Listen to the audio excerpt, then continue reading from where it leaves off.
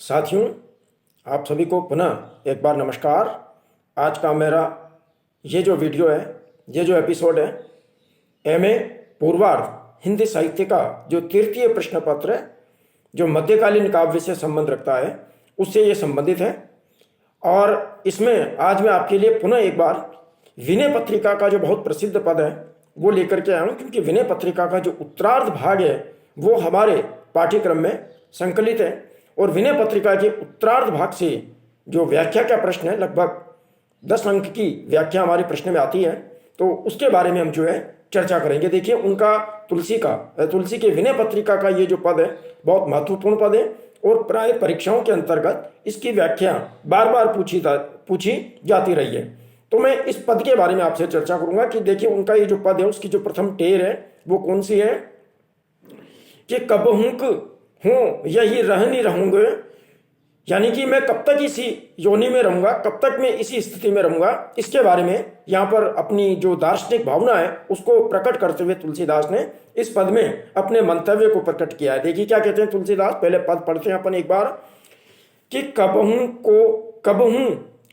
हूँ यही रहनी रहूंगो, श्री रघुनाथ कृपालु कृपाते संत स्वभाव गहूंगो, जथा लाभ संतोष सदा काहू सो कछन का चहूंगो, परहित निरत निरंतर मन क्रम वचन नेम निबहूंगो, परश वचन अति दुसह श्रवण सुनी तही पावक न दहूंगो, और विगत मान सम शीतल मन पर गुण नहीं दोष कहूंगो, परिहरि देह जनित चिंता दुख सुख सम बुद्धि सहूंगो, और तुलसीदास प्रभु यही पथ रही अविचल हरि भक्ति लाऊंगो।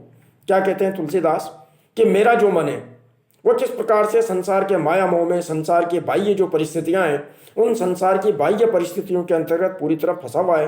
इन सारी स्थितियों से मुक्त होकर के हे प्रभु, मैं कब आपकी जो अविचल भक्ति है जिसको कोई विचलित नहीं कर सकता, ऐसी आपकी जो अडिग भक्ति है, उस अडिग भक्ति के अंदर मैं कब लीन होऊंगा, कब मेरा मन संसार की इन व्यर्थ की बातों से मुक्त हो पाएगा। तो अपनी इस योनि के बारे में, अपने इस मानव जीवन के बारे में वो कह रहे हैं। क्या कह रहे हैं देखिए आप तुलसीदास कि हे प्रभु, कब हूं को हो यही रहने रहूंगो, कि मैं कब तक इसी स्थिति में रहूंगा, कब तक मैं इसी दशा में रहूंगा। कौन सी दशाएं कि क्या कह रहे हैं तुलसीदास, देखिए आप कि श्री रघुनाथ कृपाल कृपाते, हे श्री रघुनाथ जी, हे कृपालु श्री रघुनाथ जी, हे कृपालु प्रभु श्री राम जी, आपकी कृपा से मैं कब संतों का जैसा स्वभाव ग्रहण करूंगा। यानी मेरा जो स्वभाव है वो संतों का जैसा स्वभाव नहीं है। मेरा जो स्वभाव है एक सामान्य मनुष्य की भांति है, और सामान्य मनुष्य के जितने भी जो दुर्गुण होते हैं वो सारे के सारे मेरे में अभी स्थापित है। तो हे प्रभु, कब आप मेरे ऊपर कृपा करेंगे और कब मैं इस प्रकार के दुर्गुणों से मुक्त होकर के सच्चे जो संत होते हैं उन सत्य संतों के स्वभाव को ग्रहण करूंगा। कौन कौन से क्या क्या होते हैं देखिए आप सच्चे संतों की प्रक्रिया। जथा, जैसे उदाहरण देते हो, लाभ संतोष सदा काहू सो कुछ न चाहूंगो, कि मैं किसी से कोई लाभ नहीं चाहूं, किसी से कोई हानि नहीं चाहूं। मुझे मेरे मन में हानि लाभ की जो भावना है, ये हानि लाभ की भावना मेरी कब समाप्त होगी और कब मेरे में संतोष की भावना होगी। जथा लाभ संतोष सदा काहू सो कछु न चाहूं, कि मैं किसी से कुछ भी नहीं चाहूं, किसी से न मेरे को लाभ हो न किसी से हानि हो। इस प्रकार की जो भावना है वो मेरी कब समाप्त होगी और कब मेरे मन में संतोष की भावना जागेगी। परहित निरत निरंतर, और मैं निरत माने डूबे रहना, परहित यानी दूसरों के भले में, दूसरों का उपकार करने में मैं लगातार डूबा हूं। निरंतर माने लगातार, कि मैं सदैव दूसरों की भलाई करता रहूं, दूसरों का उपकार करता रहूं। काय से? मन क्रम वचन, मन कर्म और वचन तीनों से, मन वाणी और कर्म से, सभी से मैं क्या करूं, इस प्रकार का नियम यानी कि नियम, इस प्रकार का नियम निर्वाह करूं। निर्वाह करना, उसको निभाना, कि मैं इस प्रकार के नियम का कब निर्वाह करूंगा, इस प्रकार के नियम का मैं कब इस प्रकार का नियम में कब से निभाने लगूं कि मेरे द्वारा मन वचन और कर्म से किसी का भी बुरा न हो। मैं मन वचन और कर्म से सभी का क्या करता रहूं, हित करता रहूं, सभी का भला करता रहूं। इस प्रकार का जो नियम है वो मैं कब से अपने जीवन में अपना पाऊंगा संतों की भांति। संत क्या करते हैं, कभी किसी का बुरा नहीं करते हैं, वो सभी का हित चाहते हैं। तो मैं भी क्या है, मानव मात्र का, प्राणी मात्र का क्या करना चाहता हूँ, कल्याण करना चाहता हूँ, हित करना चाहता हूँ। तो ऐसी जो नियमावली है, जीवन की ऐसी जो स्थितियां हैं वो मेरी कब बनेगी। और परुष वचन अति दुसह श्रवण सुनी। अब मेरी स्थिति इस समय क्या है कि परुष वचन अति दुसह, यानी मैं क्या करता हूँ, जब किसी के परुष माने कठोर कठोर वचन सुन लेता हूँ, कोई मुझे कड़वे वचन कह देता है, वो मुझे अत्यधिक दूसहनीय हो जाते हैं, मैं उनका सहन नहीं कर पाता। परुष वचन अति दुसह श्रवण सुनी, श्रवण माने कानों से सुन करके, कि जब मेरे कानों में किसी के कटु वचन पड़ते हैं तो मैं बहुत क्रोधित हो जाता हूँ, गुस्सा आता है मुझे।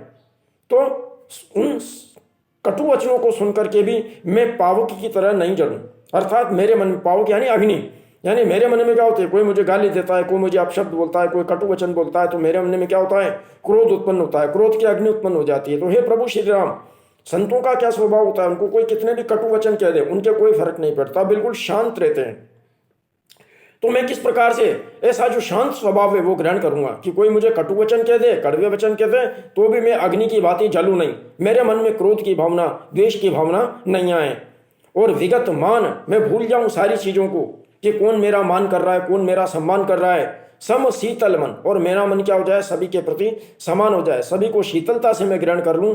पर गुण नहीं दोष कहूंगा, और मेरी जो वाणी है वो ऐसी हो जाए, वो केवल दूसरों के गुणों का बखान करे, पर गुण दूसरों के गुणों का बखान करें, लेकिन दोष नहीं कहूंगा, यानी मैं दूसरों की बुराई नहीं करूं। अभी मेरी जिह्वा क्या करती है, दूसरों की बुराई करती रहती है, दूसरों के गुणों को सुनने का प्रयास नहीं करती, दूसरों के गुणों को का बखान जो है नहीं करती है। तो मेरी जो वाणी है, मेरी जो जिह्वा है, वो कब ऐसी होगी कि वो दूसरों के गुणों का बखान करे, दूसरों की अच्छाइयों का बखान करे, और उनके दोषों का वर्णन करना वो बंद कर दे।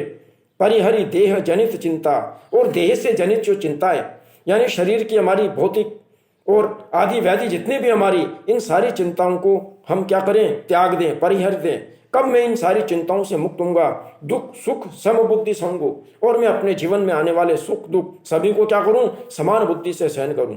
मैं सुख में ज्यादा प्रसन्न नहीं हूं और दुख में दुखी नहीं हूं, यानी सारी चीजों को प्रकृति की, प्रभु की कृपा मान करके मैं ग्रहण करने योग्य जाऊं। ऐसा जो संतों का स्वभाव है, हे प्रभु आप मुझे कब प्रदान करेंगे।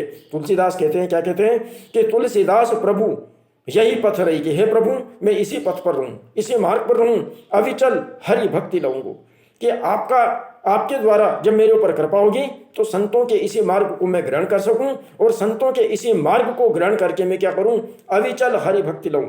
अविचल, जिसे किसी भी प्रकार से विचलित नहीं किया जा सके, जिसे किसी भी प्रकार से डिगाया नहीं जा सके, ऐसी जो अडिग भक्ति है वो मैं आपकी करता रहूं। ऐसा जो स्वभाव है वो मुझे कब प्राप्त होगा, मेरी को ऐसी स्थिति कब प्राप्त होगी, और कब तक मैं अन्यथा बिना आपकी कृपा के संसार के इस प्रकार की ये जो माया जाल है, इस माया जाल में फंसा रहूंगा। तो कुल मिलाकर के बात यह है, तुलसीदास जी ने इस पद के अंतर्गत श्री प्रभु श्री राम से अपने मन को, संसार के जो विषय वासनाओं का जाल है, संसार के जो भौतिक तत्व हैं, संसार के एक सामान्य मानव के जो दुर्गुण होते हैं, उन दुर्गुणों से अपने आप को मुक्त करने की प्रार्थना की है। और वे ईश्वर से प्रार्थना करते हैं कि हे प्रभु आप मुझे ऐसा सहज स्वभाव प्रदान करें जिससे मैं लगातार आपकी सच्ची भक्ति प्राप्त करता रहूं। धन्यवाद।